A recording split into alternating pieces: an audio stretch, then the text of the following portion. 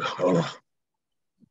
Hello and welcome to the Gaggle, where we challenge and, if necessary, destroy media narratives. I'm George Szamuely. With me today, of course, is co-founder of the Gaggle, Peter Lavelle. And we are very fortunate, once again, to be joined by a good friend, Scott Ritter, in one of our regular conversations about Ukraine, Russia, and the world in general. And so, since we last spoke, Scott, I mean, we had the referendums in the four provinces. We've had the incorporation of these four provinces within the Russian Federation. We've had the partial mobilization, and now, obviously, troops are beginning to be deployed in Donetsk in particular.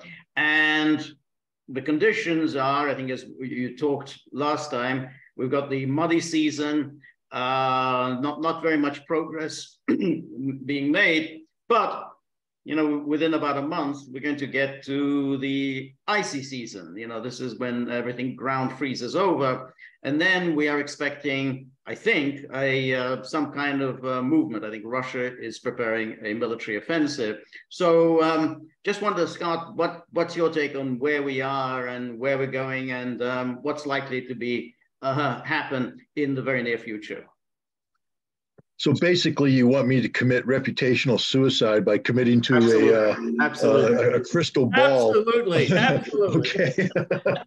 Well, again, I always preface things by pointing out that I'm thousands of miles removed from the situation with no firsthand insight on either side. So this is purely me looking at it as as impartial an observer, but I'm going, again, I think honesty is everything. While I'm not pro-Putin or pro-Kremlin, I am anti-Stepan Bandera, anti-Nazi. And so if I had a preference of who comes out on top in this, my preference is with Russia. So I just think it's important that I put it out there so people know where I'm coming from. I'm not spreading Russian propaganda, but Scott Ritter, the American patriot whose relatives fought in World War II to get rid of the Nazi ideology, sort of likes to align himself with people who are continuing that cause. But having said that, I think we're into what we call the Sitzkrieg right now. That's a term that's taken from World War II, prior to the German invasion of France, where basically 1939 saw Great Britain and France join the side of Poland. While Poland was being wiped off the face of the earth, the front line was relatively static in Western Europe. And that's what we see right now. Phony war. Phony war. Yeah, well, I mean, there's a little bit of war going up in Norway, but yeah, and there's nothing phony about what's going on right now in Ukraine. There's a lot of people dying. There's a lot of suffering on both sides. But we're in what I call right now, it's a very, even though there's a lot of intense combat, we're in an even more intensive propaganda war. I mean, it's amazing. I'm still one of these dinosaurs that uses AOL. I know, cut me off right now, terminate our relationship. But when I log in to my email, I get this AOL screen, and immediately I'm confronted with story after story after story. And I read it, and my God, Russia just lost the war because AOL is telling me this. This is what everything's saying. Putin's being lied to by his generals who are secretly plotting a nuclear war against the West. Russia is retreating from Kherson. The troops are being annihilated. The Ukrainians are winning the artillery fight. Russia's running out of troops and ammunition. I mean, you just read it and you're like, geez, the war's over. I mean, yeah, and British media say, from time to time, Putin is dead. He's dead. Yes, sir. It's amazing. Okay. So you read this and you're like, holy cow. And then I go on, I've been kicked off Twitter, so I can't go onto Twitter and go through. I have to say I was pretty good at Twitter. I was getting really good at it. And I had a number of feeds. I guess that's what's called a Twitter feed. But I could go onto Twitter and run through some feeds and get a good feel from a wide variety of sources on, where the momentum of the news narrative was heading. I can't do that anymore. So I go on Telegram. Telegram's more work because it's not 244 characters. Telegram, you have to navigate through a whole bunch of stuff. But you can still get a feel. And so I go on Telegram, I read the Ukrainian feeds, I read the Russian feeds. And and I get a feel, and what I come off with is this, that Russia's still recovering from September. That, the September blow, the successful Ukrainian counteroffensive did put Russia back on its heels significantly. And that Russia is in the business right now of consolidating its position. And like any good fighter, you don't want to be punching off the wrong foot. You want to be in a good stance, be able to move. And that's what Russia's doing right now. That's what we're seeing. They're receiving blows from Ukraine on a daily basis. And again, you have to assume that a lot of what you read, even from the Russian Ministry of Defense, is propaganda, that they're highlighting things. I'm not accusing them of lying, but, I've done battle damage assessments. And, when I see, and we eliminated 130 people, I go, hey, you probably eliminated 40, because there's just inflation that's just built in there. That doesn't mean they're lying, but the military always over-reports what they think happened, unless you can actually count the bodies. Again, with technology today, you can count the bodies. There's drones overhead, you can count the bodies. So maybe the Russian numbers are dead on. But what's clear from this is that the Ukrainians are, on a daily basis, butting their heads against a Russian wall, and they're losing. They're not prevailing. But the Ukrainians are doubling down. They're putting more and more resources into this. Right now, some of their offensive operations are hampered by the weather. The same weather is hampering the Russians, by the way, in Bucha. Not Bucha, I'm sorry. Bucha's on my mind. Bakhmut and such. But so we're in this slow period where the Ukrainians are, I think, at the final end of spending their energy. They had this great momentum, but that momentum is petering out. And the Russians, on the other hand, are slowly building up this capability. Let's talk about that, because I'm not a military person, but it seems to me, maybe you can confirm or correct me here, but we've been told that the mobilization has been complete. They've basically gotten the numbers that they wanted. These are primarily people that are reservists, so they have some military training, obviously, already. They're being retasked. It seems to me that there's the 300,000 or whatever number it'll end up being, is that's going to go into the 4 republics that have joined Russia, is more of a reinforcement of or maintaining the gains, while the special military operation, as it is still called, will take the offensive. So you'll have the new mobilization troops moved in to take over responsibilities that the local militias were involved in, the Chechens were involved in the Russian military. Does that make sense to you? I've heard that, but I don't think that's what's happening. Okay. And one of the reasons why I don't think that's happening is the units that are there right now, that have been fighting, have experience, and they have a knowledge of the terrain, and they have a knowledge of the enemy. You will radically weaken yourself if you withdraw these people and replace them with new units. Your numbers might look good, but combat's one of the hardest universities in the world.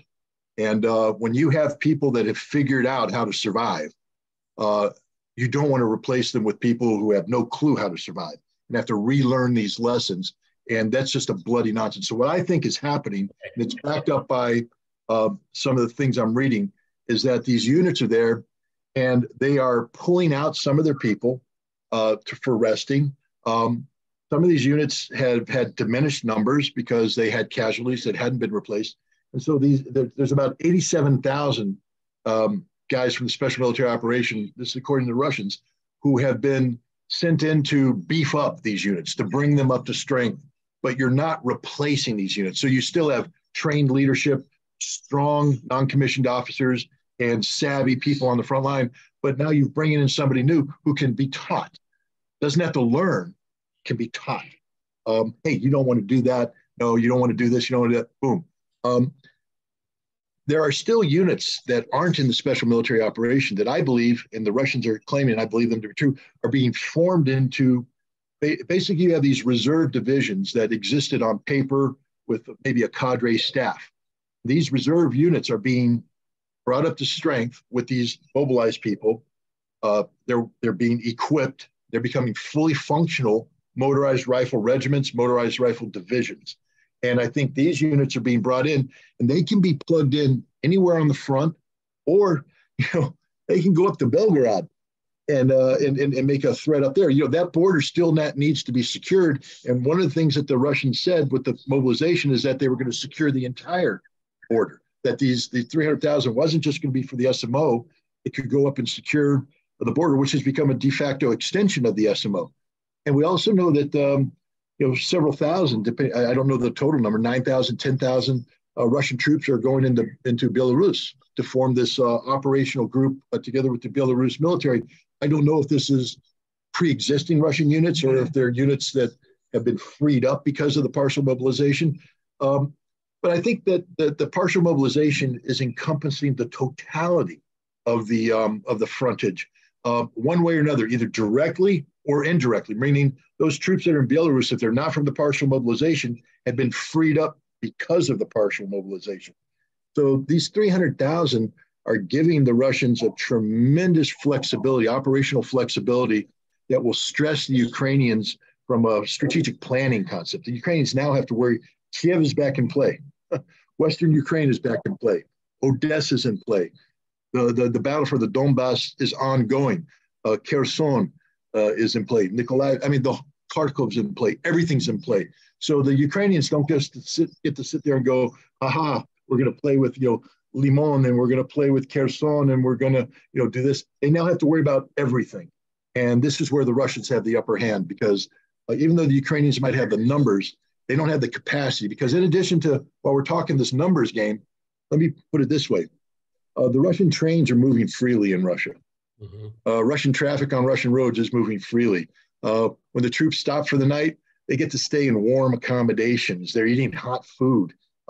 They get to call home on a functioning internet service.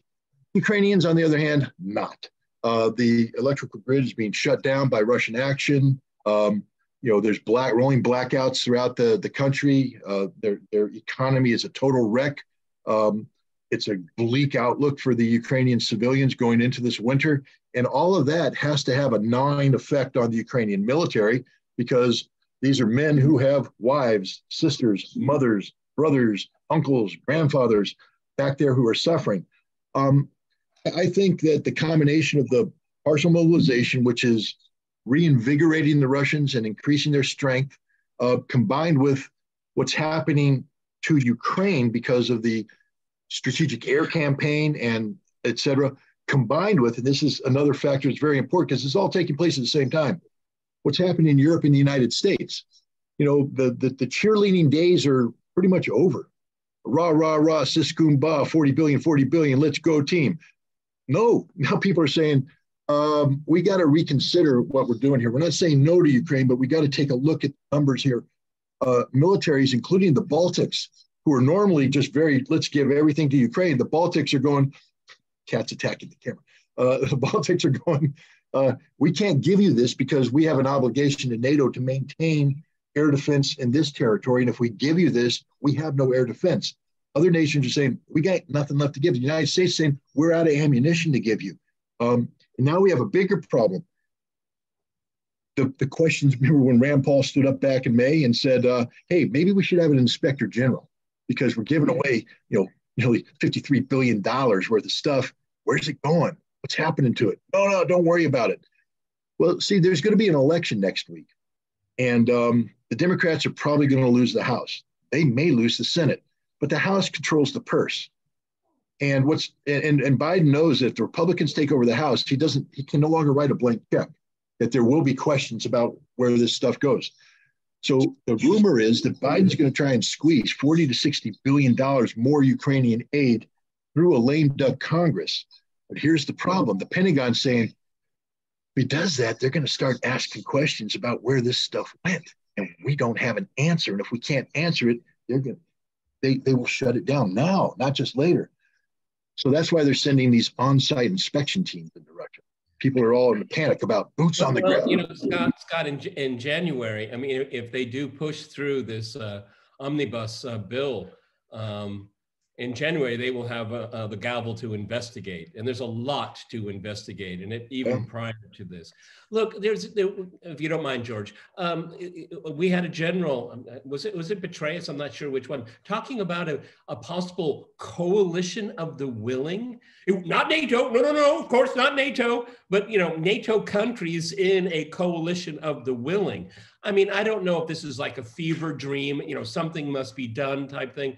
But I mean, if you're on the Russian side and you have the Poles and the Balts and the Romanians and the Germans colluding together, that's still just NATO. I mean, from this side, no one's going to make a distinction. I mean, is this fanciful talk, trying to keep up the propaganda fervor, or is this something that's people are actually thinking about? I don't mean to be disrespectful to General Petraeus. I respect the fact that he put on 4 stars and that he served his country honorably. And I don't mean to be disrespectful to Mark Hertling or Spider Marks or any of these other former generals. But we need to understand one thing. They don't speak for the United States government. And these are people who have sold their souls to corporate media. Their job is to be controversial. Their job is to generate attention. Their job is to generate clicks. Their job is to do whatever is needed to be done to create controversy so people tune in. There is not a person in the Pentagon that is actively thinking about what Petraeus has said. Okay, it's just not serious thought, because everybody understands, everybody but the Poles, because the Poles have already gone full insane. There's already complete Polish battalions operating in Ukraine as we speak. They're fighting as battalions. It's not that they bring in the battalions to break them up. They're fighting as Polish battalions, Polish panic control, Polish logistics, everything. So Poland is committed to the fight in the tune of 10, 20, 30,000 troops already there. They just wear a Ukrainian flag, but when you intercept their communications, it's pure Polish. So Poland's already gone insane. And Russia, I think, has just accepted the insanity. And, basically, if the Polish troops want to die, we'll kill them. It's not the first. It's not the first time, Scott. Well, I didn't want to go there. But I lived there for 10 years. Okay, I understand. But Germans aren't going to put combat formations on the ground in Ukraine. The United States isn't going to do that. So there is going to be no coalition of the willing. The United States is very concerned about escalation control. How do we manage escalation? We don't want to escalate out of control. The last thing we want is a nuclear confrontation. That might be the first thing the Poles want because they're insane. But the last thing any responsible nation wants is a nuclear conflict between Russia and NATO, and having NATO troops deployed. Here's the other thing too. And this is a question that I have, because Poland operating the way they are know that they're stripped of NATO protection, that there's nothing, that all the troops that go into Ukraine will die, and there's nothing NATO can do to stop them from dying, because they aren't there under Article 5 because Poland wasn't attacked. And they're not there under Article 4 because NATO has not formally said, we view the situation in Ukraine as a direct threat that warrants NATO intervention. A lot of people may not know, but all the big wars fought by NATO were all done under Article 4. Article 5 was invoked one time and never for war. They flew some airplanes over American soil. They put some ships in the Mediterranean. What about Afghanistan? Article 4. What about Iraq? Article 4. Libya? Article 4. Article 4 does everything. And even though there was a NATO convened an Article 4 summit when this first started, NATO's never said, yeah, we view this as a threat worthy of NATO intervention. NATO said the exact opposite. We will not get involved. So I don't see Germany saying, the heck with NATO, send in the Panzer Division. I don't see Romania committing suicide, saying, let's attack Moldova. What the heck? Let's just do it. That would be the end of Romania. Because once Romanian troops leave Romanian territory without the authority of Article 4 protection, they just become targets and they will die. So Petraeus he's not speaking responsibly, nor are any of these other generals. They get paid on a by appearance basis. It used to be you'd get a monthly paycheck from these guys. I know because I used to get a monthly paycheck from Fox News or from NBC News. Nice paycheck. And if they used you a lot. If you were saying things they didn't like, They wouldn't put you on air, but they still had to pay you. All right, Scott, what about the scenario of the dirty bomb false flag operation? Because I don't think the Russians would have gone to the trouble of calling up all the defense ministers of the United States, the United Kingdom, France, unless they had pretty good intelligence that something like that was being planned. So that means these intelligence agencies are they're always up to something. So something like that could happen, and then all hysteria uncontrollable, particularly in the United States, and there might well be a kind of an irreversible momentum to get involved directly. Well, I as a former intelligence officer who's pretty good at taking information and then breaking it down into what the probable sources of information were. I've taken a look at the Russian statements. I've taken a look at what they've said, and I've come up with the following conclusion. And again, people are going to just say, you're wrong. That's okay. I've been wrong before, but I think I'm right on this one. There's enough specificity in there that says certain things. One, there's clearly a source near the presidency. Now, the Russians would never have released this information if there's a source in the presidency, because you would just never talk about that. There's a source near the president, probably 3 times removed, which means a lot of what they hear is rumor, more rumor than fact. But clearly there was a dialogue within the decision-making circles surrounding the presidency about options that could be executed to bring NATO into the conflict, bring the West into the conflict. Ukraine is going through an internal crisis because they fear that the West is going to lose interest in this conflict. They fear that the fire hose of money and material that's coming in is going to be, ratcheted down. So how do we get the West to continue to invest, and even better, to bring in even more resources? I don't think Ukraine is too concerned. They would like to have boots on the ground. So how do we make that happen? And we heard one aspect of it when the foreign ministry said, if you don't support us and our economy shuts down, a wave of Ukrainian refugees are coming to Europe. So already we see Ukraine blackmailing the West. If you don't do this, then this will happen. That foreign ministry guy didn't speak on his own. He spoke because someone said, we need you to say this so we can get more support. The dirty bomb, I believe, was something discussed within the presidency. I believe it was one of the options that was going to be considered. How can we get the West in?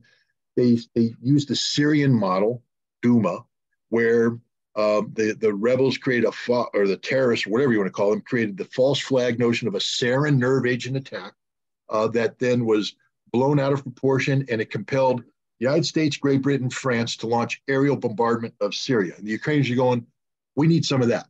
How do we get that done? There's already been tremendous amount of talk about Russia doing a preemptive nuclear attack on Ukraine. It was encouraged by the president himself, who talked about NATO needing to preemptively strike Russia before Russia struck NATO. So that's in the mix. Regardless of what the reality of Russian policy is, that's in the mix. It's out there. And it's an emotional issue in the West. Zelensky knows this. So I believe that somebody said, what if we convince the West that Russia did attack us? Because this isn't a dirty bomb like a terrorist act. This is, we are going to manufacture a tactical nuclear attack on Ukraine, but we're going to intercept it with a missile so that the nuclear explosion isn't a fission, or it's going to be a fizzle. So there will be contamination without the mushroom cloud. So it's the equivalent of a dirty bomb. And they said, if we do that, then the West will have to act. And maybe they won't act nuclearly, but the West has said that if Russia uses a nuclear weapon against Ukraine, that the West will respond by destroying the Russian military capability, which is what Ukraine wants. So this is an attractive idea. I believe the president said, pursue it. Tell me what's necessary. So phone calls started being made, because that's the other aspect of this. A lot of this intelligence appears to be point A talking to point B, such as, hey, you guys have this capability. No, they have this capability, talking. So there's intercepted phone calls with this kernel of information, and the Russians were collecting it. Now there's a Russian intelligence officer like me on the receiving end going, boom, boom, boom, boom, holy cow. We can't just dismiss this. I put it together and say, boss, this is the chatter we're getting. You know, that's the Western term, chatter. This is the chatter we're getting out of Ukraine. What do we do about it? Now the Russians have to make a decision. Do we sit on this and do nothing and then have something stupid happen where we now face a crisis? Or do we preempt this? Do we nip this in the bud, knowing that the intelligence could be wrong? And I think the Russians took the wise decision, which is to get Shoigu on the phone and tell people, this is the information we have. We take this very seriously. And if you guys have any way to pressure the Ukrainians to tell them, don't do this, don't do it. And then what they do by making that call is not only do they get the phone calls to be made to the Ukraine, were made, by the way, but they also are putting the West on notice that if this happens, we know what's going on, so don't you overreact. We need to manage this crisis. And I think they managed it successfully. I think the Russians, by making the phone calls that they did, got the West to pay attention and got the West to make the appropriate phone calls and shut this thing down. I think there's zero chance that Ukraine tries to pull off this dirty bomb scheme. It wouldn't have worked. That's the one thing anybody knows. Ukrainians don't have Iskander missiles, and they were saying that this was going to be an Iskander coming in over Chernobyl, which again doesn't make, coming out of Belarus, by the way. And then apparently it was going to be intercepted, and then they were going to collect radiation. So first of all, they have to reverse engineer what a Soviet tactical nuke looks like, or Russian. They know this because they had guys that used to work in that. So they know what radiological fallout would be, but now they have to reproduce it. They have to make it on their own. And any smart person, I'm not that smart, but I'd be able to figure this out because I've done this kind of investigation before. You go in and you collect the material, and you can trace nuclear material back to a nuclear reactor or a nuclear source. So it'd be immediately obvious that there wasn't a Russian nuclear device. This was a Ukrainian nuclear device made to look like a Russian nuclear device. And then you'd look at the Iskander missile, because they'd have to take the missile from other Iskander attacks, and then they'd have to seed the parts in the area. And people like me would come in and go look at the serial number and go, okay, Russia, here's the serial number. They go, yep, that was on this part. They're going to call the factory that made it. Yep, on this part, on this missile shipped to this unit, boom. And here's the firing log. We fired that 3 months ago. That missile wasn't fired here. And here's the other thing. Russia's not been willing to release intelligence information about the IR signature of Ukrainian launches. But on something like this, Russia, I believe, would release and say, no, this missile wasn't fired in Belarus. We tracked it. Here's the IR plume. That's where it was fired. Here's our radar track of the missile. It's a Tochka U, by the way, not an Iskander.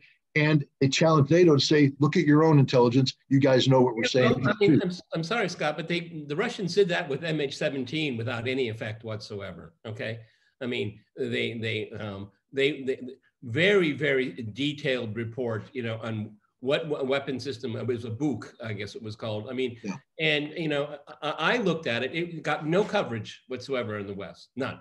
They didn't. Right, but MH17 wasn't. They didn't care about evidence. MH17 wasn't going to trigger a nuclear war. See, I think there's a whole different level of care right now. What I'm saying is that if there was someone like you were doing it, as you pointed out, how would you would be just completely censored and shut out for because look what happened to the OPCW.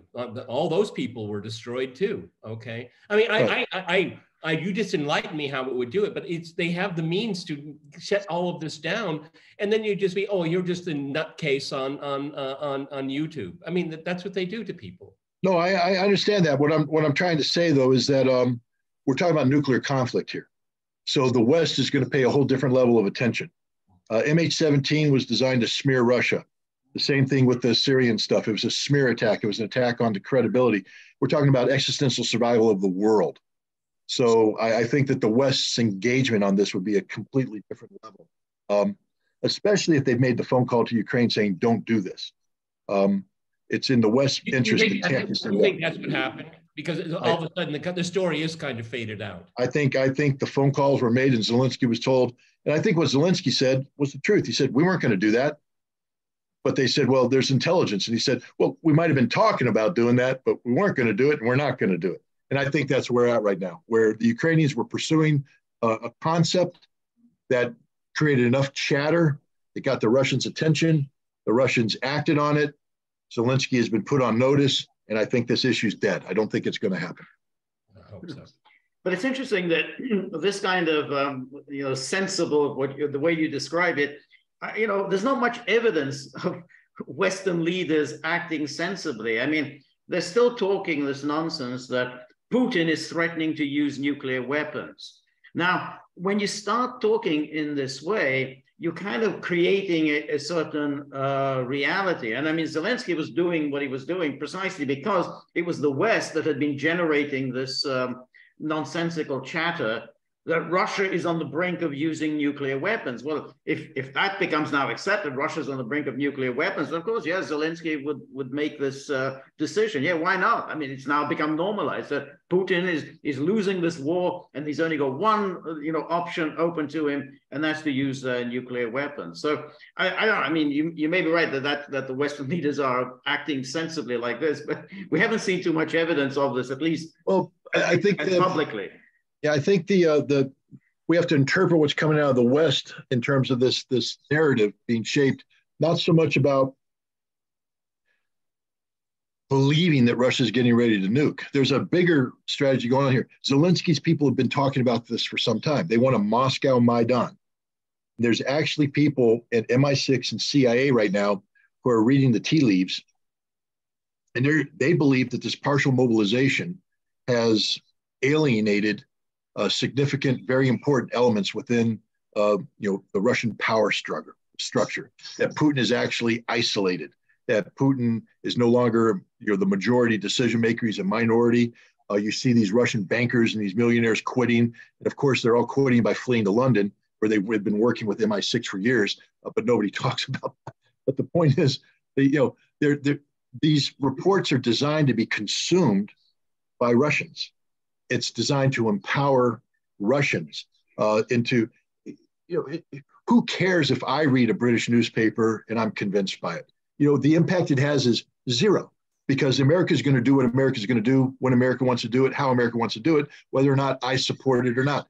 It's about getting Russia, breaking up the support that Putin has. That's one of our top objectives right now, is to create dissent inside Russia.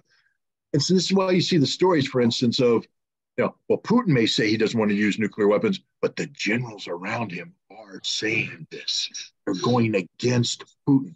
And so now maybe a Russian oligarch will go, oh my God, maybe that's that's the goal. I think it's crude. I think the Russians are on top of this. I don't think anybody's buying into this.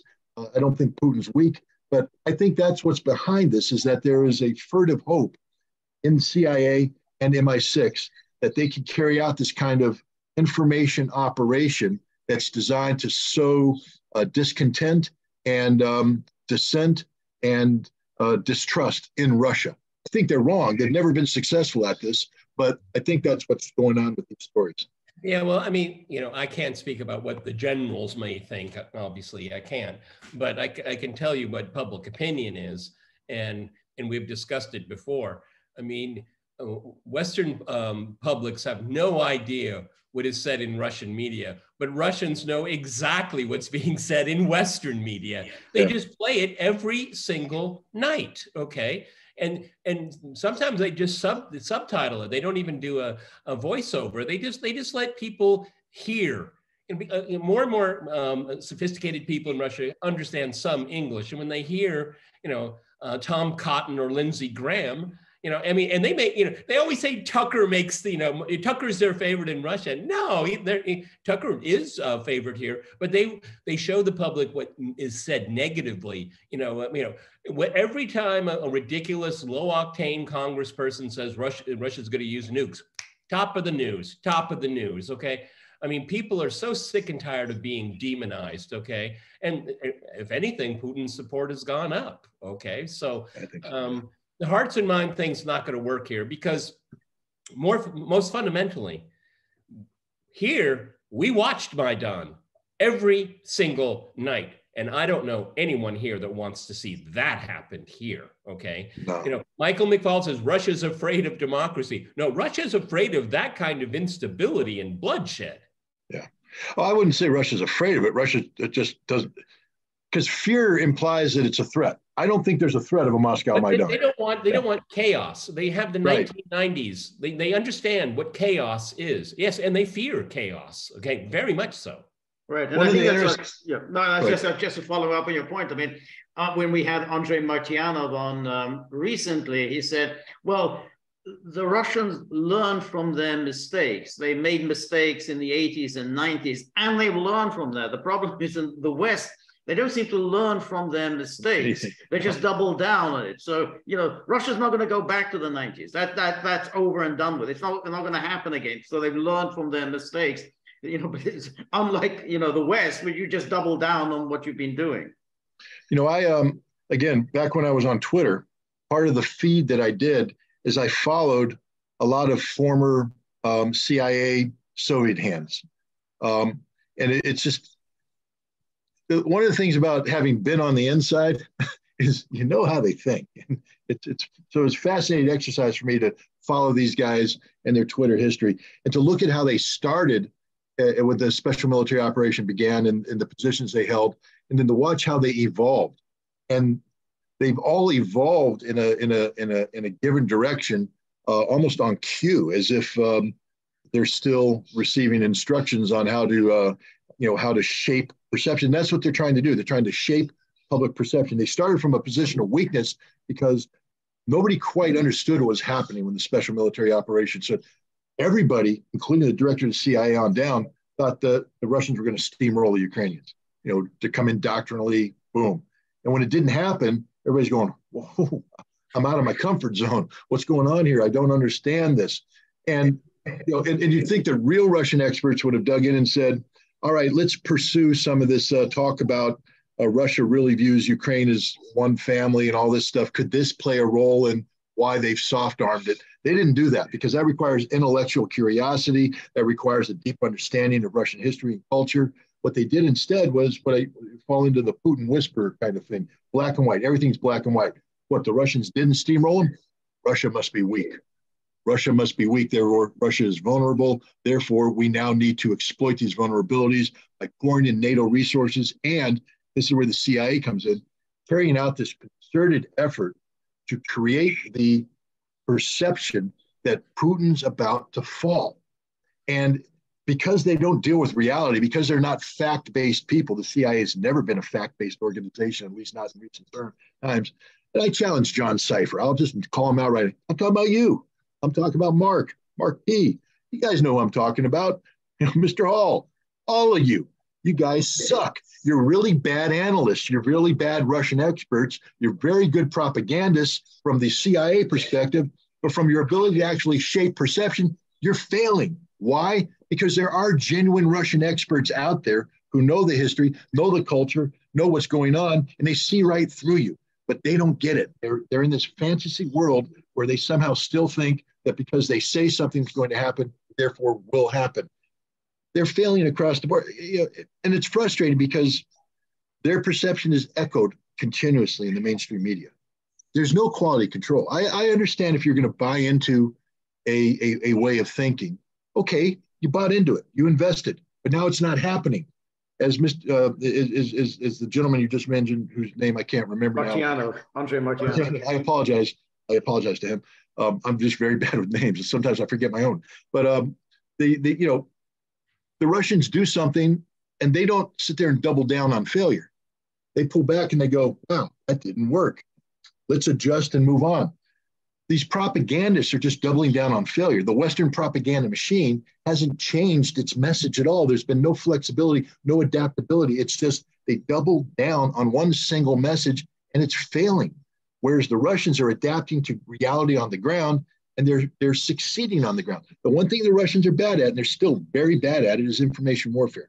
The Russians have yet to come up with an adequate response to this propaganda coming out of the West. And initially, I thought the Russians didn't need to do it because all they wanted to do is point at the scoreboard, and say, Russia 43, Ukraine 0. What does it matter? But well, to be fair, I tend to agree with you. Okay, when they hired Maria Zakharova, I thought, great. 10 years too late, but great. Okay, I think she is effective here. But I mean, if your ability to get your message out has been so truncated, I mean, just today I understand that there was enormous pressure on France was putting pressure on Rumble to drop RT, and they said no, we're not going to drop it. Okay, yeah, I saw that. Yeah. Okay. And so in that way, it's kind of slightly turning the corner. I can just say personally, for my program, I'm getting some really good numbers again. Finally, after many, many months of being in the wilderness, people have been able to find the program there. If we could switch gears a little bit, this whole thing, I'm sure you followed the whole fiasco with the progressives letter. Oh, yeah. Embarrassment that was, but very predictable as well. There seems to be almost a level of schizophrenia. You know, all conflicts must end with negotiations, but nobody wants to step up and say that, okay? And the problem with the cowardice that we have in the West is that why would the Russians get involved in any kind of serious negotiation? Because there's nobody serious to talk to. And, you know, I don't want to harp away on it here, but we did have the whole Minsk process and, you know, two-faced double lying and everything else. And so, I mean, that's the dilemma I have here, because I think Russia would like to see its terms met. Okay, we have to remember, you know, I think so many people forget, or they're never told about, in the middle of December, the terms and conditions for a pan-European security order were there. That has not changed. As a matter of fact, that is the very foundation of the special military operation. When the special military operation meets those demands unilaterally, that's when Russia will say, okay, let's talk, okay? But if there's not an interlocutor, you know, and they're dropping like flies, hey, Liz, what are you doing, okay? I mean, you know, I find that really, really troubling and very tragic, because I would like to see this come to an end immediately. I unlike all of the people that like to talk about Ukraine, I have been there many, many times, and it hurts me every single day. I think I've told people, I mean, for the first 10 days of the special military operation, I couldn't sleep. I was heartbroken. I was shattered by this, because we didn't have to have this happen. And George and I, and on my program, we telegraph this on a daily basis. This can be avoidable, but now here we are, okay? And it seems like it's just the inability of the West to get its ducks lined up to understand really what its security needs are. All it wants to do is to deny Russia its. When you have denial of your opponent and not clearly defining what your own interests are, this is where we end up. Look, you took half my response, so I agree 100% that the issue here isn't, an outcome Russia's trying to shape right now. Russia's already defined the outcome. Yes. A lot of people were critical of Russia when they put down such, firm conditions in December. But the Russians basically said, we've been trying to negotiate with you for years. You don't want to negotiate. So these are our terms, and we're really not going to budge. What we want from you is, we don't want you to surrender, but we don't want you to be dismissive. We want you to read them, then sit down with us, and let's have a conversation that moves us towards the direction of finalized written agreements that meet the security interests of all parties involved. That's the Russian approach. And what's interesting about the Democratic letter is they alluded to that. When they spoke of their of the need for a diplomatic offer, they used the term European security framework, which means that I think there's a recognition now, there's a growing recognition that that's the venue, that's the avenue. But the problem we have, and this is a problem of the West's own making, we know that in April 1st, Russia was willing to sit down with Ukraine and come up with a termination of the conflict that would get them quickly to the discussion of a European security framework. So they pass over the Ukraine thing, solve the Ukraine problem, which was basically neutrality, no NATO in Ukraine, and Donbass is taken care of, Crimea is Russia. That was the terms that April 1st was good. There was no, we're going to take over Kherson, Zaporizhia, we're not going to drive on Odessa. No, that was all That wasn't on the table. But now the game's changed. They have taken over. They've incorporated into Russia these 4 territories, and the objectives haven't changed. Denazification, what does that mean? I keep pressing every Russian I speak to, what do you mean by denazification? And the answer is eerily similar. Denazification means denazification. And there ain't no ifs, ands, or buts about it. Denazification means no Nazis left in Ukraine. And when you push them on it, they say, well, that means that Russian eyeballs are on the Polish border, because we got to be staring the Poles in the face while the people are behind us denazifying. There isn't going to be any Sloboda in right sector and any, they're all gone.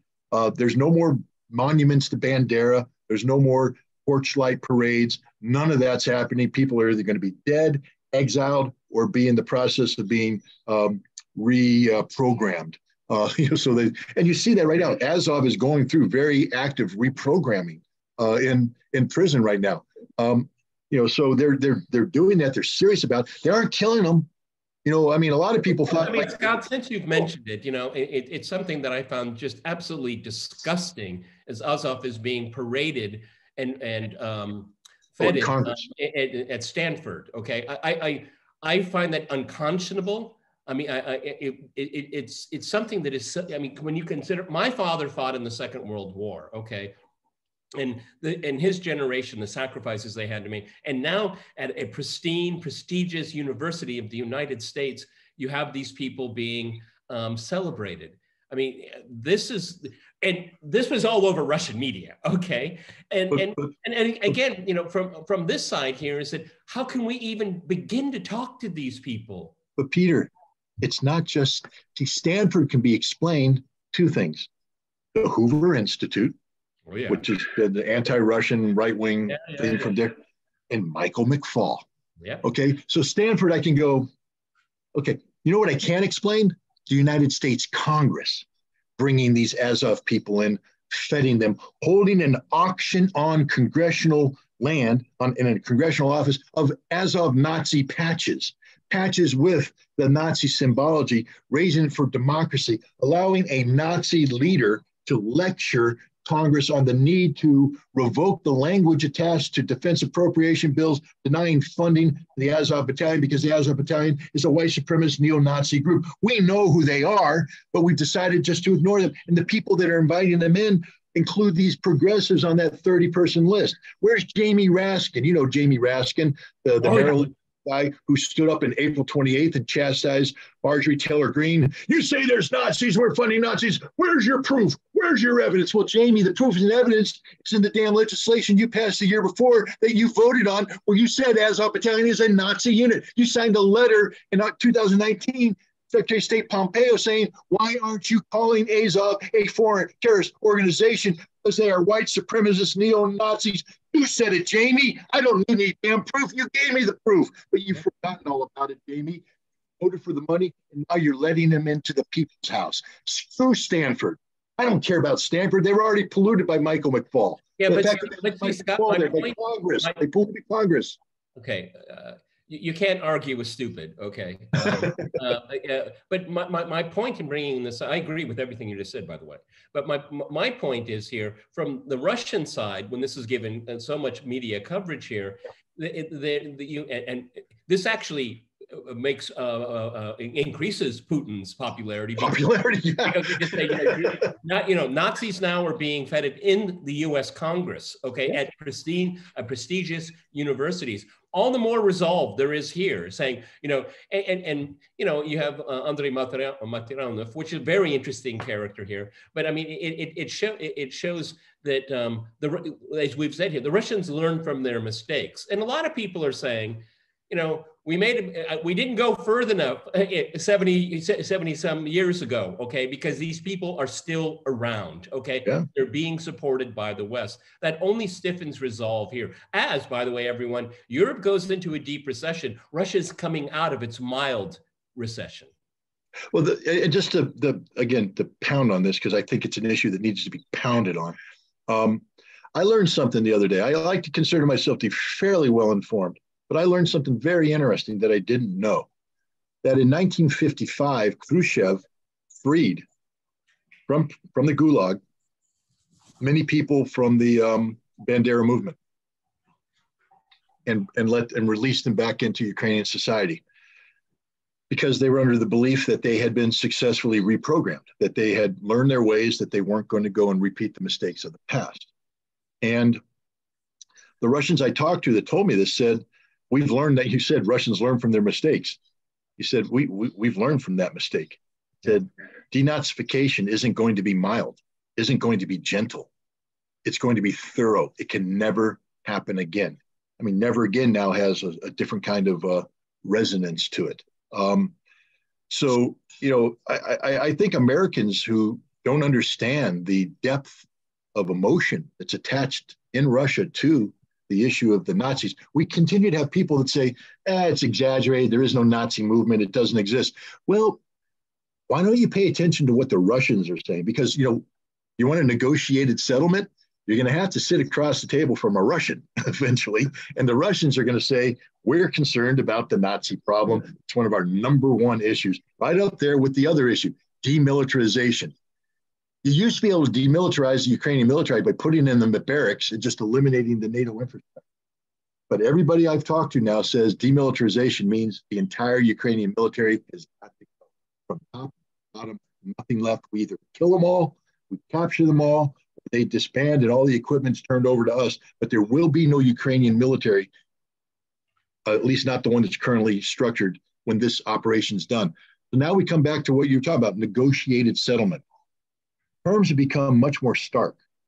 I mean, I don't think that Ukraine exists after this negotiation. There will be a rump state called Kiev, but I don't think much of Ukraine is going to be, I think Odessa, every Russian I talk to says, we can't leave Odessa under Ukraine. Kharkov can't remain under that. If you're taking Odessa, Nikolaev must become Russian. Then you have the issue of Dnipropetrovsk. You know, what happens to that? But even beyond that, because here's the quandary that's made by the West. The West destroyed Ukraine, and they don't understand how. You provide HIMARS, you provide M777s. So now you give the Ukrainians that feel-good moment in the morning where they get to pull the lanyard and kill Russian citizens, because that's what they're killing, Russian citizens in the Donetsk. Oh, I feel good. I feel good. But all it's telling the Russians is, once we take Donbass back, the range of your HIMARS system, we have to project forward our troops, because we can never allow a situation to exist where you're able to fire around that can strike Russian territory. So we will take as much of Ukraine as necessary to ensure that doesn't happen. And they have to understand that Russia's not giving up Kherson. It is Russia now. So that means the border is going to move past Nikolaev towards Odessa. And the longer the Ukrainians resist on this, the more territory is going to be taken. The Ukrainians are killing themselves by buying into this NATO nonsense and believing that they're empowered with these weapons. These weapons are destroying Ukraine. They're literally writing a script that once it's implemented means Ukraine does not exist. And they don't get it. But you said, Scott, that Russian eyeballs on the Polish border. So you're envisaging Russia to go that far, that they're going to take over Western Ukraine? You know, I always thought that was a mission, that was a bridge too far.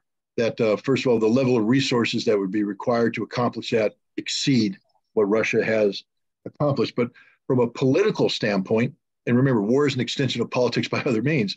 Politically, how do you denazify without taking physical control of Western Ukraine? You can't. It's impossible. You can't trust them. Again, that's where the matter of fact, it probably would be the reverse. I mean, if you don't, you'll have Banderistan. Okay, that's what you'll have, because people will gravitate there. That will be a point of singularity for people that want revenge for the next 1,000 years. Okay. And Peter, going back to what we talked about, Russia's goal here is a new European security framework. The thing that kills that is Banderistan. So Russia can't achieve its strategic objective while allowing this festering cancer to exist in Europe. So yeah, I personally believe that this doesn't end until Russian eyeballs are on the Polish border and denazification and however Russia chooses to manifest it is taking place behind. Now, Russia may and then what? And then Russia takes over in Kiev, basically throws out the Zelensky gang and rules from Kiev. denazification, when Putin himself calls the Zelensky government a Nazi regime. And Putin doesn't play games. I mean, when he says something, he sort of means it. He doesn't play games. He doesn't say something and then say, I didn't mean that. It was an accident. I was just joking. He doesn't have the Kremlin backtracking on everything he says. You never hear the Kremlin saying, well, what the president meant to say is there's no circle back. Yeah, there's none whatsoever. So Putin is committed to the Zelensky regime being a Nazi regime. Denazification means that regime cannot be in power. Denazification means that the Ukrainian constitution, as it's currently constructed, can't exist. Demilitarization, which means denatification, also means the constitution has to change. So I believe that the Russian goals can only be met by totally removing the current Ukrainian government and replacing it with a government that will do Russia's bidding. Scott, I mean, that theory of the case would include a military takeover of the government, and the Zelensky gang will be moved aside. I don't know what their fate would be. I don't even care. But I think that the Russians would sit down with the Ukrainian military and say, the game's up, and now we move forward here. These people are out of power. They're not going to come back to power. There'll be a military government for X number of years until reforms are done. I think that's a possible path. Well, that appears, again, when you read the Ukrainian, I always am careful about Telegram channels because there's just so much crap going on. So much crap. But you read it, and one of the themes that comes out is the tension between the presidency and the Ukrainian military. That there's this continuous tension, a struggle between doing that which is militarily responsible and the struggle between doing that which is politically necessary. I mean, I have sympathy for Zelensky. He has to convince the West to continue providing the support, or he can't survive. And so he must continuously up the ante. And the West appears to be demanding results on the front line, that we can't give you tens of billions of dollars worth of equipment unless we see results on the front line. And so Zelensky is continuously putting pressure on his generals to continue to pursue offensive operations that militarily make no sense whatsoever. If I were a Ukrainian general, I would have told him, hey, boss, we don't want Kharkov. Right now, see, we like the Russians having an overextended line. We like the Russians having an overextended frontage. We can exploit this by making them suffer death by 1,000 cuts. I can go in every 3 times a week and I can pick off a 60-man segment, annihilate them, to pull back. Now the Russians have to put 60, they might reinforce that, but they weaken here. Boom, hit them. That's what I would do if I were a Ukrainian general. I would just sit back there and use this mobility and the strength, and I would make the Russians bleed out. But no, what you want me to do is to get the quick victory. So I'm going to take the Russian overextension of a line, and I'm going to create a situation where the Russians consolidate their defenses, and we overextend our lines. And that's what's happened with Ukraine right now. They have horribly overextended lines, and they're being compelled to put a lot of troops in a limited location, beating themselves to death for political purposes. There literally is no military reason for Ukraine to be doing what it's doing right now. They're expending reserves that they need for the future fight. But they're and the Ukrainian general staff is looking at it saying, this is stupid. We're blowing away everything we got. Everything we built up over the course of the summer is being wasted. We got nothing coming in, at least not for many months. And what comes in isn't going to replace what's going out. And I do think at some point in time, and you see this in the West too, it's curious to watch how they are starting to elevate the Ukrainian commander of the Ukrainian forces. We saw this, for instance, in a New Yorker article, a very interesting article, where suddenly it's not Zelensky that's taking control of this narrative, it's this general, Zaluzhky, or I'm bad with names.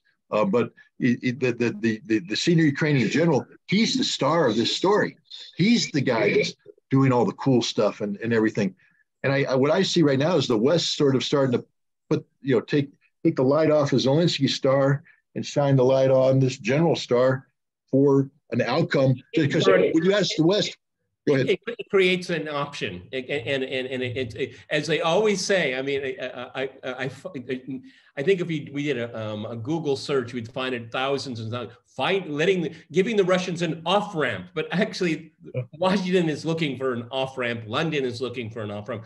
I just want to add to what you were just saying, militarily speaking, wonderful. But I would add the degradation of the electricity grid, which is very important, because the number of diesel engines they have is very, very limited. They can't get things to the front as easily. And I think we had over the last few days 10%, 15% more degradation. So they're teetering at less than 50% right now. And the pain dial can easily go up and add and take out another 15%. But let's say there's a Western off-ramp. What would the West settle for now? Because the West has put forward such absolute conditions. I mean, not just we're going to liberate everything, the Donbass, but all the way up to we're going to liberate Crimea. So who in the West has put forward an outcome that the West could settle for? I just don't see it. I mean, it's the West has taken this absolutist position. Yeah. I don't see the off ramp. No, you're 100% correct. But here's another benefit of the Sitzkrieg, or the phony war, whatever you want to call it, because as Russia gains strength and develops the option for significant military advances, the West is devolving into chaos and anarchy. We don't know how long Sandu is going to stay in Moldova. She has tens of thousands of people calling for her resignation.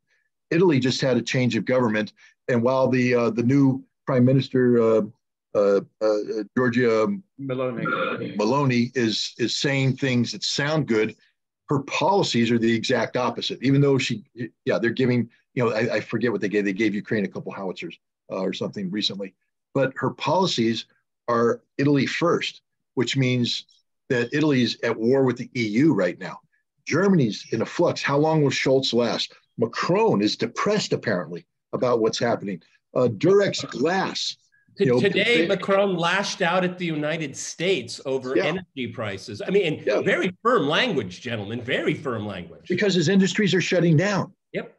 Durex Glass just shut down for 5 months because they can't afford to stay in business. And that's not all French industries like that. So my point is, George, you're 100% correct. Nobody in the West right now is articulating anything. But I think the Russian position is, hey, give me 3 months. There might be some new people in the West, or there might be new economic conditions that require a rethinking. And at the end of the day, the West, even though we know that the West is committing suicide by their policies towards Russia, that realization is slow to be manifested within people who think that they're doing something good and don't recognize that it's suicide. Eventually, the lemming will realize they're going towards a cliff and they might want to move away. I just think that there's going to be revolutionary-like transformation in Europe this winter. I think that there's going to be a whole different political reality come spring, and that political reality might be more inclined to consider the Russian-European security framework. That's what I think. It's interesting. It was pointed out to me by one of my guests that some industries in Germany that survived Allied bombing, night after night after night, they survived the Allied bombing, but they're not surviving the lack of Russian energy. Yeah. But it's a dangerous time, because here's the other thing too. When you're talking about such a transformational moment in history, and I keep telling my daughter, I have a daughter who's in graduate school, studying Russian area studies, by the way. And I tell her, I said, you are living through a moment in history. Mm-hmm. I mean, this what's happening right now, this is the end of the American Empire. It's not going to end overnight, but we're looking at, the American Empire gearing down, and we're seeing something else rise up to replace it. What exactly that's going to be, we don't know. But it's going to be some sort of multipolarity. And we live in it's the old Chinese curse. May you live in interesting times. Well, heck, guys, it's about as interesting as it gets right now. But we're in a transformational moment. But the problem with transformations is, while historians can look back and say, we could have predicted this outcome, that outcome. As you're living it, you can't predict any outcome. It is very dangerous right now. We don't know how nations are going to respond. We don't know what's going to happen.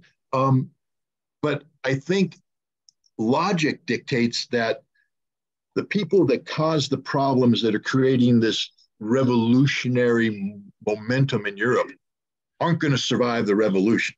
I think that can be said. What will emerge, we don't know. Is it going to be right wing? I mean, what gave birth to Adolf Hitler? You know, economic times of troubles. Is Germany going to produce the new Angela Merkel, or are they going to produce the new Adolf Hitler? Is France going to produce, something different than Macron, a French version of Franco? Because what happens to countries when the proverbial poop hits the fan? The military more often than not steps in. And when democracy fails in Europe, as it's failing right now, you know, we talked about the impetus for the Ukrainian military to take over. But there's some nations in Europe that are going to undergo potential catastrophic economic collapse where there is nothing to, when their democratic institutions collapse, what's going to replace them? So are we looking at a future of military dictatorship in Europe? Who knows? This is the great unknown. We just don't know. It's a very interesting yet dangerous time. But it's also interesting too. I mean, it's something. When I think of Stoltenberg, I mean, he came out with if the West fails in Ukraine and Russia wins, it is a strategic defeat for the West. Yeah, that's right, and that's why, you know, and you're the one that's pursuing the strategic defeat with such clarity. Exactly, and that's why, in a way, it's not Russia that doesn't have the off ramp. It's the West that doesn't have the off ramp, and therefore that's why it's kind of dangerous. Because if you don't have the off ramp, who knows how far you're going to escalate? And I think there is the danger that the West could escalate because they're facing total defeat and humiliation. And what we're seeing, agreeing with Scott here, you know, this revolutionary moment, and what's going to happen is that, the decline of Western hegemony. That's obvious. It's ongoing. We've been watching it, but it's a situation where the American political elite and the military-industrial complex and all the other appendages, they're going to have, and as a result of this conflict, they're going to have to understand limitations. That is revolutionary for these group of people, okay? I mean, you have one catastrophic defeat and fiasco, one after another, Vietnam, Iraq, Afghanistan, Libya, and now this has come to Ukraine, and it is a deal maker, it's a deal breaker. And this is what I really worry about, is that these people have never seen limitations before, and it's being forced upon them. And we have no idea how they're going to react. No, but this is the part of your program where I'm going to be accused of being a Kremlin shill. Which is the last thing I am. We're all used to it, don't worry about it. But when I take a look at, you know who realizes everything we just said? Russia. I mean, when I take a look at the Russian foreign ministry, I don't just look at Lavrov, although I have a lot of respect for Lavrov dating back to his time when he was, the ambassador to the United Nations during the Iraq thing, where, we interacted. The Russians have professionals who know the world, study the world, understand consequences. Russia has a political leadership that's not trying to replace the United States as the global hegemon. Right. And what I mean by this is that there's one adult in the room right now, and it's Russia. And Russia, the adult, understands. You say that the West has to accept limitations. The adult understands that there's a need for limitations on its part, that Russia can't rush in and fill a vacuum and all that, because for every action, Newton's third law has geopolitical corollaries. For every action, there's an equal and opposite reaction. So a lot of people are frustrated with the slow pace of what Russia's doing in the special military operation. And I think one of the reasons why it's slow is that Russia is managing the West's defeat in a way that doesn't manifest in total collapse on the part of the West. That this is a marathon dance competition. Russia's holding the Western party up and not letting them collapse. Nope, stand up, buddy. You got to stand a little bit longer. Stay with me a little bit longer. And that's what Russia's doing. They're giving the West every opportunity to manage their defeat gracefully in a way that doesn't result in total loss of face. Because there are things Russia could do right now to just shut the door on Europe. Why in hell, excuse my language, I know I don't want to get you kicked off any platform. Why in heck, why in Hades, why darn it, are the Russians letting Turkey build a energy hub? If your true goal is the economic isolation and destruction of Europe, why would you go out of your way to do this to put, now, some people say, well, that's because Russia wants to, provide, to undermine the EU. Sure, that's part of it too. But you're also creating the potential for European recovery. That's right. You're creating the potential for European recovery. You're giving Europe options so that at some point in time, when Europe is liberated from this heroin addiction they have to liquid natural gas come from the United States, because it makes no sense. It makes no sense whatsoever. There's nothing about it that makes any sense. But once, and Europe's waking up, the French and the Germans are going, this addiction is killing us. We can't afford this addiction. We need to get on some methadone. And that's called Russian natural gas. That'll ease us out of this problem that we're in right now. The Turkish pipeline, and the other thing about it too, look at Russia, the genius of Russia, is Turkey ain't their friend. I mean, Turkey, you can have friendly relations, but Russia's not trying to be buddy, ally. Russia's managing the Turkish problem. They're managing it gracefully. They're managing it with dignity. They aren't embarrassing the Turks. They're empowering the Turks, because Russia can live in a world where potential competitors are empowered. It doesn't threaten Russia to have people empowered. It doesn't threaten Russia that good things happen to other people. It threatens the West, where it's a zero-sum game. But Russia is the adult in the room. Yeah. They are managing the defeat of the West gracefully, and we in the West don't understand it. We perceive it as weakness. And that's the danger, because by Russia doing this, if the West doesn't finally wake up and go, hey, the only reason why I haven't dropped out of this dance marathon is because Russia's holding me up. I'm sure you remember the film, They Shoot Horses, Don't They? I mean, that was a really great film. And I think it was very insightful what you said about Turkey, because if Turkey is empowered as an energy hub, then it's the Europeans that have to deal with the Turks and not the Russians, okay? So it's a totally different ballgame, and everybody wins. Russia wins, Turkey wins, Europe wins. That's the Russian approach. Win. But how many times have we said that in the last 10 months? It's very interesting, because there's a story today that the Netherlands has lifted some of the sanctions on Russia. And what's interesting about the story is that Russia's going along with this. In other words, Netherlands has said, hey, we can't do these sanctions. We basically, otherwise we'll just simply collapse. And Russia said, okay, well, we'll ignore it and give you whatever you want, instead of saying, hey, tough luck, buddy. You made your bed, you have to lie in it. But instead they're saying, oh, all right, if you want this and this and this, we'll still provide you with it. So it's a kind of, as you said, it's interesting that they're actually still doing this for the West, instead of saying, hey, you live with the consequences of your decisions. But George, don't you think, and Scott, I think that's such a fascinating story, because it goes back to something we said earlier, is that what Russia demanded, actually, on December 17th of last year, was a reordering of the Pan-European Security Order. Now, by the people of the government of Netherlands saying, okay, we're going to opt out of this this sanction, and Russia says, okay, we can work with you. See, I see this as like a demonstration process. Is, look, if you back off, we can manage that. We can manage this relationship. Now, that's one small example, but what about doing it writ large? Okay, you can work with these people. You can negotiate with them, and I think that hopefully, hope always dies last, but that is an example of real reciprocity during the time of crisis. I agree 100%. As I said, this is the adult in the room. This is how adults behave. When you want to get children to stop throwing a temper tantrum and start, eating their lunch and taking a nap. And that's Russia looking at Europe right now saying, hey, you guys are all throwing temper tantrums right now, so I'm doing one big timeout.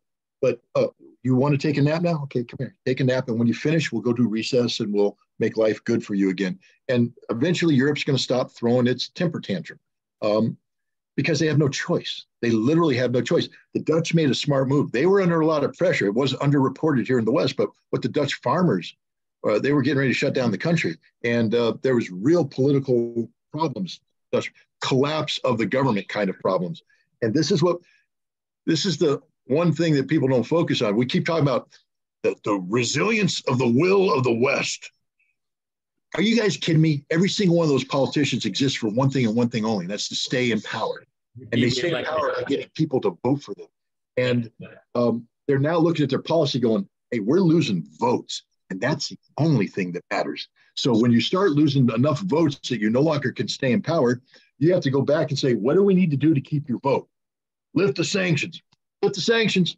See how firmly they believed in it? Because a month ago, the Netherlands were, we're never going to lift the sanctions. Those darn Russians, they're evil. They're awful. You're going to get voted out of office. Lift the sanctions. We can live with the Russians. They're good people. I mean, they stand for nothing. But that's to our benefit right now, because if we were really, and I say we, it's people who want a peaceful outcome to this, not we, Russia, but the people who want a peaceful outcome of this were dependent upon, or, if we were confronting people that really believed in what they stand for, no compromise kind of people, we got a horrible outcome here. To me, this is trying to be too hopeful, but it seems to me that one off-ramp for the West after the midterm elections, after the shellacking, to quote the former president, wouldn't this be, if we had suddenly adults waking up in the room, is like reshuffle, Tory Newland and Jake Sullivan, and kind of move them away to have a different, having much more of an open-minded approach, because it's not working, okay? But I know maybe that is too hopeful, because that would be telegraphing defeat. But that's really what needs to happen if they want to gracefully get out of the mess that they've created for themselves. But history is replete with that. Failed first terms oftentimes result in a major shuffle, because it's not just Sullivan that's got, Blinken's got to go. I mean, he's an embarrassment. He's a failure. Just across the board, there needs to be a cleaning of the house. And I think, because remember, Biden isn't just the American president, he's the leader of the Democratic Party. And the Democratic Party right now is saying, you just cost us the speaker's gavel. And if you continue maybe more. But that, of course, assumes that Biden is in any way in control, that Biden would somehow get his cabinet together and say, that's it, you're all fired, in the way Jimmy Carter did midway through his first term, and he fired his entire cabinet. But Biden's not really, I don't think he's in control of anything. I mean, half the time he doesn't know where he is. But then who is where would this come from, this wisdom? Nobody knows. Yeah. Well, the wisdom will come from the political power brokers in the Democratic Party, who are looking at the potential of, not just 2 years of frustration with the remaining of Biden's term, but the White House returning to the Republicans, and maybe the Republicans in a manner which manifests itself in 8 years and maybe 12 years. Now, the Democratic leadership is of a certain age that they're not going to survive 12 years, which means they're done. It's a great wilderness. Goodbye. No person with political power likes to do that. They don't want to be ushered gently into that good night. They want to rage against the dying of the light. Dylan Thomas take. But the fact is, these people are saying, how do we retain our ability to be the puppet master? How do we maintain this control? We have to hold on to the White House. What is going to be necessary? Everything Biden has done so far didn't work. We can't get rid of Biden, but what we can do is change the people under him. And as you said, if Biden's not in charge, somebody's in charge, and that somebody is beholden to the Democratic power structure. And I think you're going to see the Democratic power structure come in and say, we have to rethink. And the first hint of that was the progressive letter, which immediately got shot down because it was too close to an election, and you can't be shifted, can't try and change horses that close to the finish line. So, but once the results are in, the Democrats are going to have a giant come to Jesus moment, where they're going to sit there and go, we're in the process of getting totally removed from the American scene at a dangerous time. Because one of the things that from the 4 years of Trump presidency that the Democrats are doing their best to ignore, but it's a reality, was the shifting in demographic support for the Republican Party. Trump was making inroads in the black vote. He was making inroads in the Latino vote. And these people are frustrated by the Democrats. And if you give a Republican whose name isn't Trump a shot at the presidency, the demographics that the Democrats were hoping on to be able to hold power for the next quarter century will shift to the Republicans. And the Democrats are in a panic right now. So I actually believe that there can be this kind of cap that if you're a Democrat, I'm not, but if you're a Democrat, there has to be a cabinet reshuffle and a refocus of priority that de-emphasizes policies that have manifested themselves only in failure, and to find a room for compromise. Because how do you win over an independent voter in America? Not by being a hard left or hard right. You win it over by showing compromise, the ability to compromise, to be the adult in the room, to show reason. And I think Biden has to redefine the last 2 years of his presidency, because I don't think he's going to get another term. It has to be redefined in a way that's attractive to the independent voter, because the Democrats aren't going to jump ship. You're never going to get a hardcore Democrat to vote DeSantis or vote. Well, Scott, again, on the face of it, I agree with you, but I'm very worried that these people are so ideologically possessed that they will double down. I mean, I did a program yesterday, and one of my fundamental questions is, I think that it's basically a done deal. The Republicans are going to do well on Tuesday of next week. I think that's easy to say. But, is it going to create even more tension and even more division? I mean, what Biden said, was it yesterday, day before yesterday in Washington, that was horrific. I mean, that second speech in a row where half the country, you're the enemy. And then Ron Klain says, last warning. This is the last warning. I mean, what is it? What are these? You left speechless. How can you talk to the electorate that way? This is your final warning. These people don't change, okay? They're going to double down. And I think we could get into a far worse situation, because these people will never surrender power. I look, there's a reason why I have a good reputation as a Russian analyst and a not so good reputation as an American analyst. You make a lot of sense to me, Scott. I try to apply logic, and with Russia, when you apply logic, you tend to get good outcomes, because I believe the Russians are by and large logical.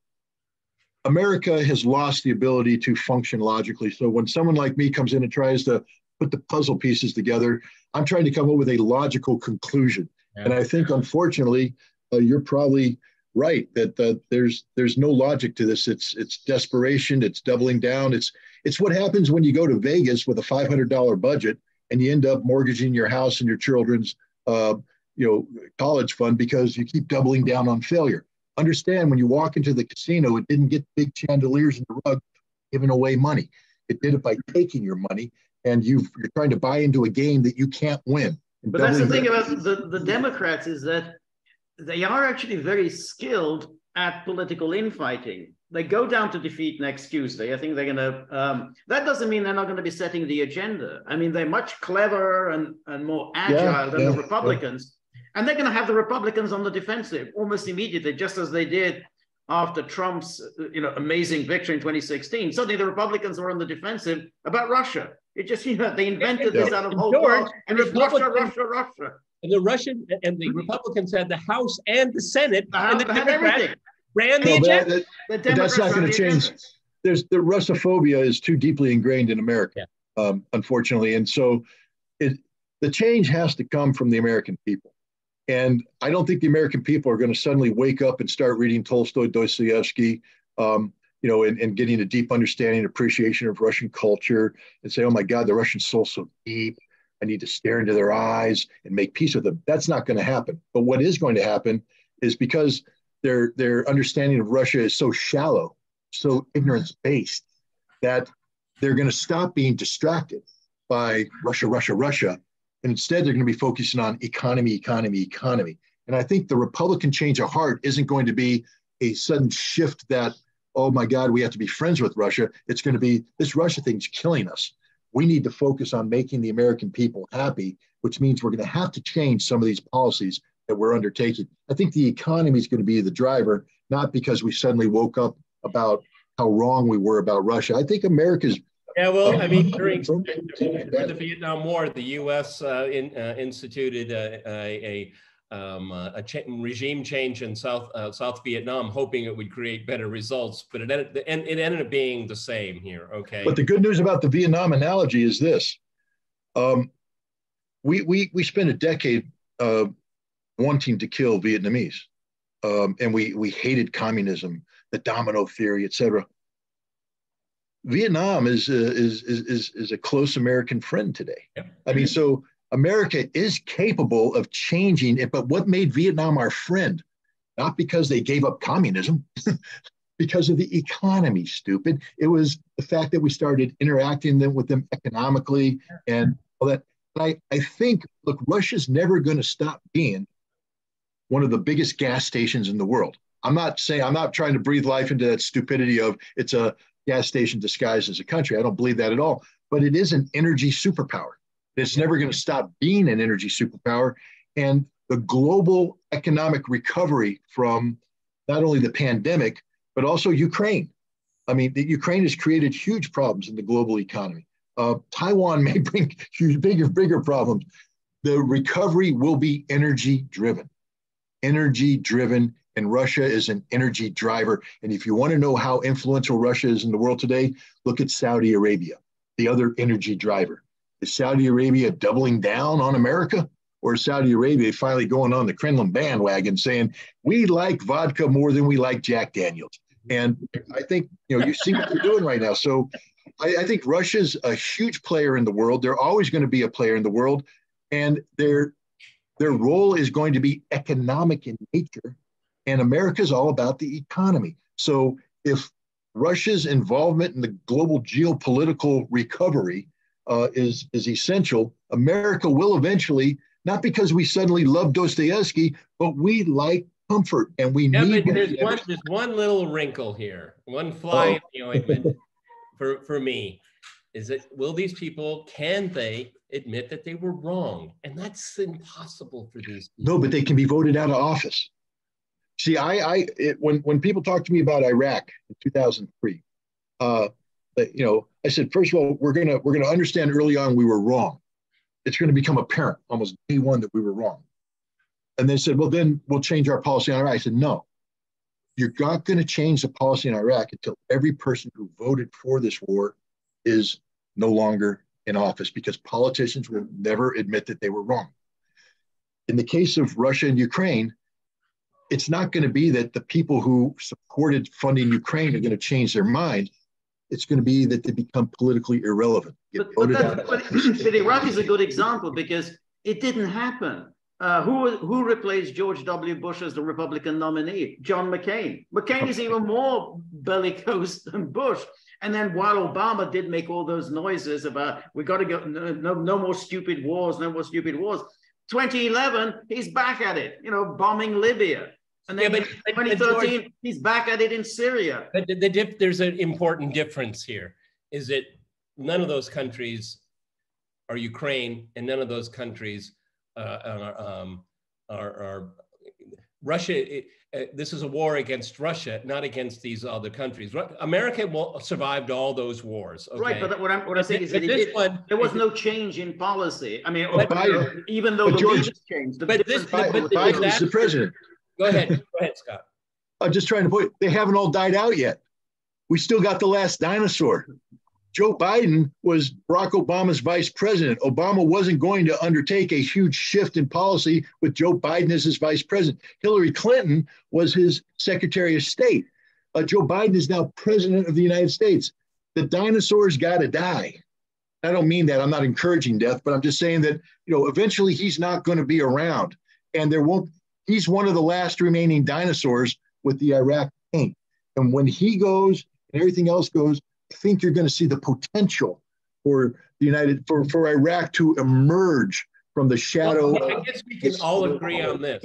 I think we all can agree on this. And George, you can wrap it up. Is that the status quo is not sustainable. It's simply not sustainable. Something has to give, okay? And I think during our very long conversation here, when I appreciate all your time, I really do, is that there's resolve on one side and we see resolve crumbling on another side. And so something has to give. It can't keep going on this way. Go ahead, George. Yeah, so Scott, I mean, this was a really interesting discussion. And we end, I think, on an optimistic note, at least from your part, Scott. I mean, I don't know whether Peter and I are quite as optimistic, but at least you have presented a way forward going by recent history, you know, with Vietnam and so on. So who knows? But thank you so much. George and I and our viewers very appreciate that there are people like you, Scott, saying that there must be a way forward. And I think that is a really good attitude to have, and a bit of a tempering of George and myself. So I appreciate that, okay? There is really... Scott, thank you, Scott, for giving us your time. I really appreciate it. Thanks for having me. We look forward to... you know, another long conversation very shortly. Okay. So remember, if you like the Gaggle, please like, share, and subscribe. See you soon. Bye.